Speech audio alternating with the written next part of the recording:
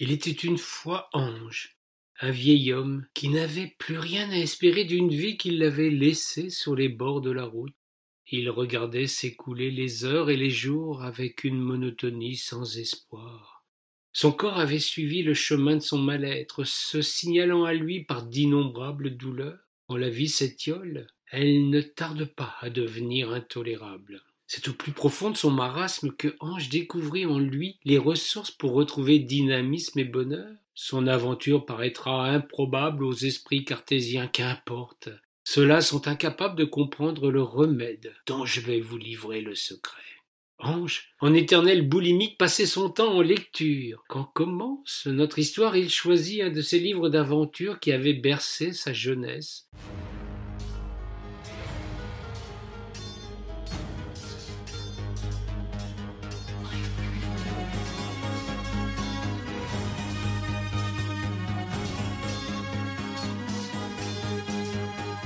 Il relut avec délectation les Trois Mousquetaires. Après bien des hésitations, il sélectionna une page. Il se rêvait d'Artagnan. Dans ce passage, son héros vivait des aventures exaltantes.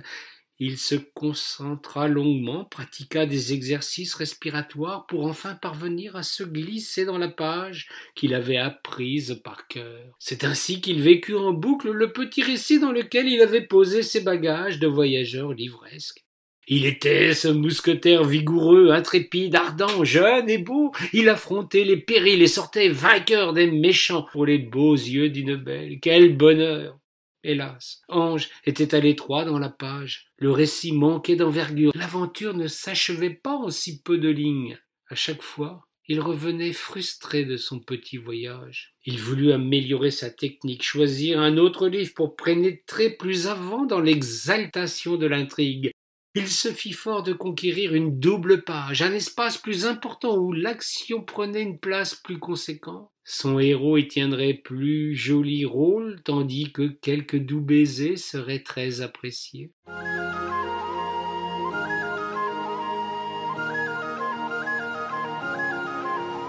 Ange porta sa quête chez les chevaliers de la table ronde pour tenir rôle à sa convenance. Il fut Apollon pour gagner le cœur de la fée Morgane. Ange avait toujours aimé les femmes au-delà du raisonnable. Il désirait retrouver l'exaltation de ses jeunes années. Enveloppé de mystère, il revenait de ses expéditions épuisé et fourbu. Le port de l'armure n'était plus de son âge. Il se sentait à l'étroit dans cette double page. Il attaquerait désormais un tout autre chapitre pour vivre pleinement une aventure complète, aboutie, achevée. Le choix du titre s'avérait essentiel. Il se retourna vers les feuilletonistes.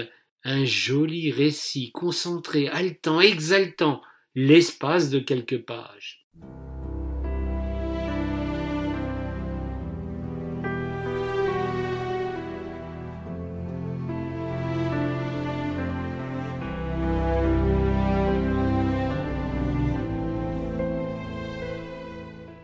Il devint Borrow, le reporter. L'homme entouré de jolies femmes vivait dangereusement dans une époque sous le joug du nazisme. Ange luttait contre les forces du mal, portait fièrement son prénom pour séduire les belles espionnes.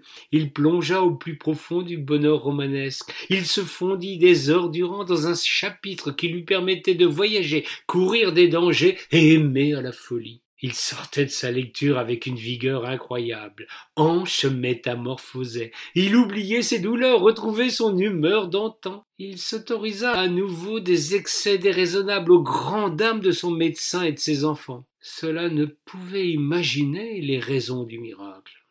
Ange en eut assez d'être pourchassé par les nazis. La Gestapo n'est pas de nature à vous laisser jouir pleinement des délices de la vie.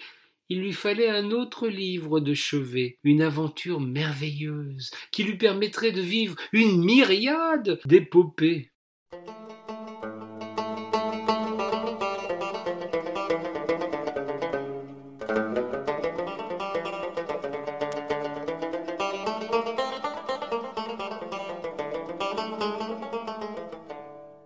Il confia à Scheherazade le privilège de la conduire par le cœur. 1001 nuits, c'était déjà beaucoup. Il suffisait de vivre plusieurs fois chaque nuit pour disposer d'un temps infini en volupté et plaisir. Ange se fit perçant vieux matou ronronnant au retour de chaque voyage sur son tapis volant. Il rajeunissait véritablement, il se métamorphosait sans s'inquiéter de jouer uniquement le rôle de la doublure des héros principaux. Il vivait par procuration. Puis, étrangement, tout bascula.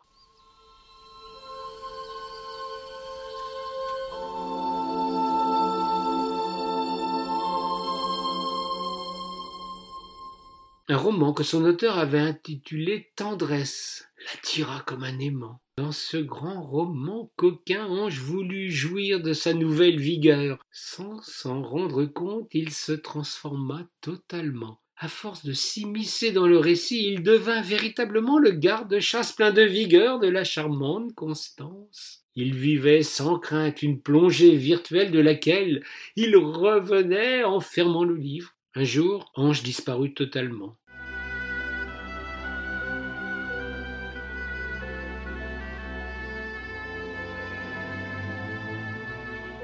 Ni les voisins, ni sa famille ne surent ce qu'il était devenu, ni où ce vieux monsieur pouvait bien s'être réfugié. On trouva sa maison vide, des recherches furent lancées qui s'avérèrent vaines. Plus tard, ses meubles, ses livres, tout fut vendu sans que le mystère ne soit jamais résolu.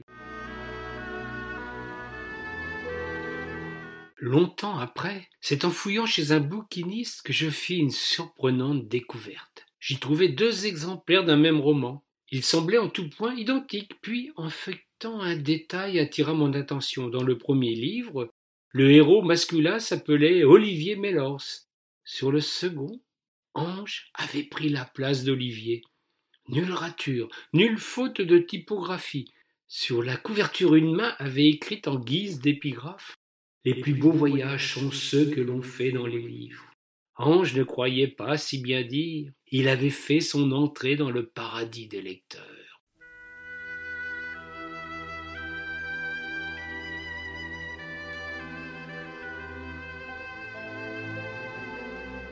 Durant son séjour dans ce magnifique livre coquin, il avait pris la place du héros. Ange n'était plus ce vieil homme qui voyageait dans les livres.